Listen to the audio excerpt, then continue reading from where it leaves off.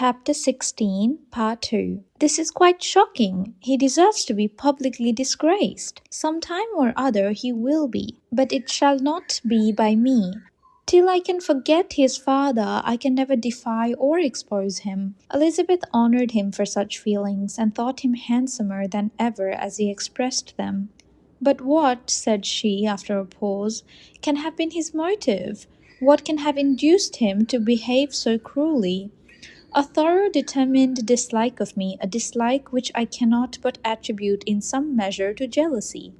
Had the late Mr. Darcy liked me less, his son might have borne with me better. But his father's uncommon attachment to me irritated him, I believe, very early in life. He had not a temper to bear the sort of competition in which we stood, the sort of preference which was often given me. I had not thought Mr. Darcy so bad as this.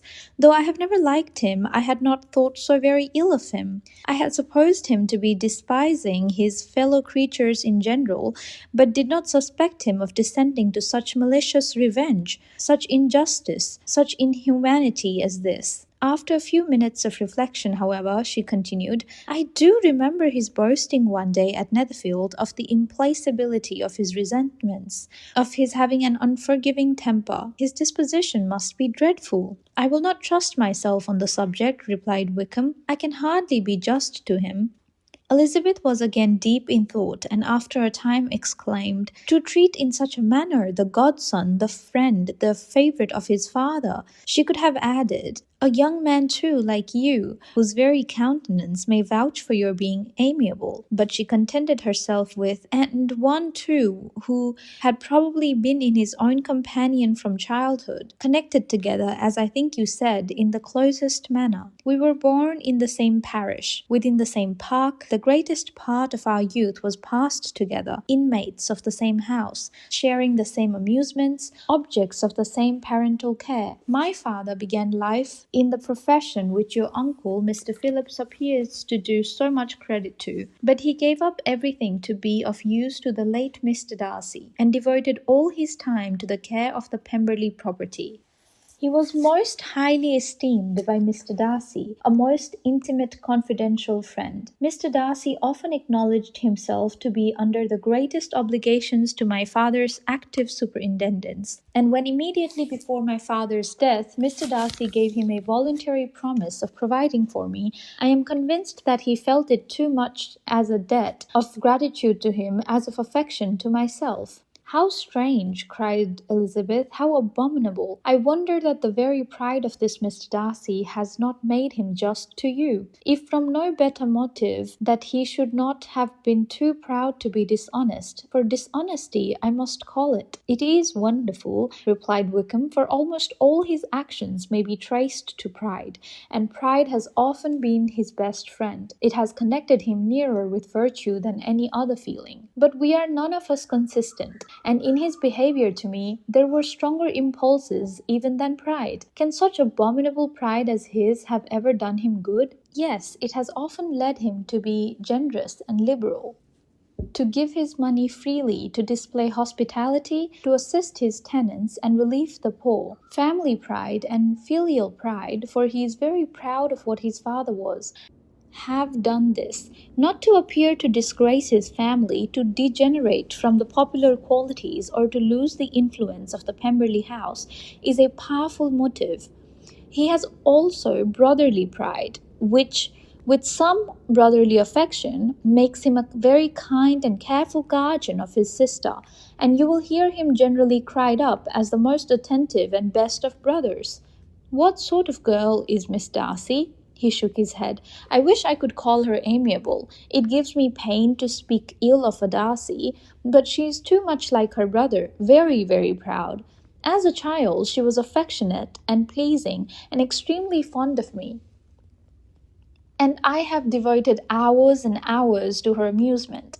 But she is nothing to me now. She is a handsome girl, about 15 or 16, and I understand highly accomplished. Since her father's death, her home has been London, where a lady lives with her and superintends her education. After many pauses and many trials of other subjects, Elizabeth could not help reverting once more to the first and saying, "I am astonished at his intimacy with Mr. Bingley. How can Mr. Bingley, who seems good humour itself, and is really, I believe, truly amiable, be in friendship with such a man? How can they suit each other? Do you know Mr. Bingley? Not at all. He is a sweet-tempered, amiable, charming man. He cannot know what Mr. Darcy is. Probably not. But Mr. Darcy can please where he chooses. He does not want abilities. He can be a conversible companion if he thinks it worth his while. Among those who are at all his equals in consequence, he is a very different man from what he is to the less prosperous. His pride never deserts him, but with the rich, he is liberal-minded, just, sincere, rational, honourable, and perhaps agreeable, allowing something for fortune and figure. The whist party soon afterwards breaking up, the players gathered round the other table, and Mr. Collins took his station between his cousin Elizabeth and Mrs. Phillips. The usual inquiries as to his success were made by the latter. It had not been very great, he had lost every point, but when Mrs. Phillips began to express her concern thereupon, he assured her with much earnest gravity that it was not of the least importance, that he considered the money as a mere trifle, and begged she would not make herself uneasy. "I know very well, madam," said he, "that when persons sit down to a card table they must take their chance of these things, and happily I am not in such circumstances as to make 5 shillings any object. There are undoubtedly many who could not say the same, but thanks to Lady Catherine de Bourgh, I am removed far beyond the necessity of regarding little matters." Mr. Wickham's attention was caught, and after observing Mr. Collins for a few moments, he asked Elizabeth in a low voice whether her relation were very intimately acquainted with the family of de Bourgh. "Lady Catherine de Bourgh," she replied, "has very lately given him a living. I hardly know how Mr. Collins was first introduced to her notice, but he certainly has not known her long. You know, of course, that Lady Catherine de Bourgh and Lady Anne Darcy were sisters, consequently that she is aunt to the present Mr. Darcy." "No, indeed I did not. I knew nothing at all of Lady Catherine's connections. I never heard of her existence till the day before yesterday. Her daughter, Miss de Bourgh, will have a very large fortune, and it is believed that she and her cousin will unite the very 2 states." This information made Elizabeth smile, as she thought of poor Miss Bingley. Vain indeed must be all her attentions, vain and useless her affection for his sister and her praise of himself, if he were already self-destined to another.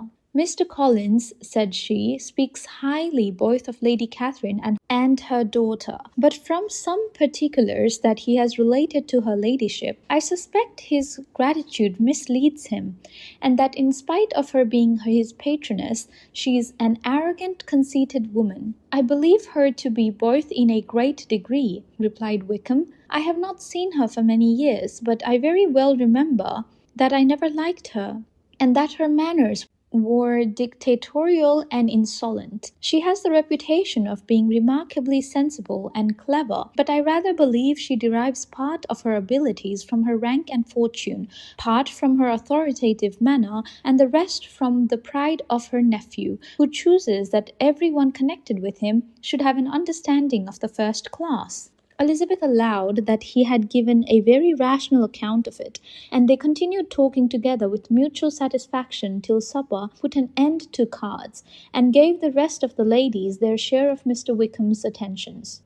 There could be no conversation in the noise of Mrs. Phillips's supper party, but his manners recommended him to everybody. Whatever he said was said well, and whatever he did done gracefully. Elizabeth went away with her head full of him. She could think of nothing but Mr. Wickham, and of what he had told her all the way home. But there was not time for her even to mention his name as they went, for neither Lydia nor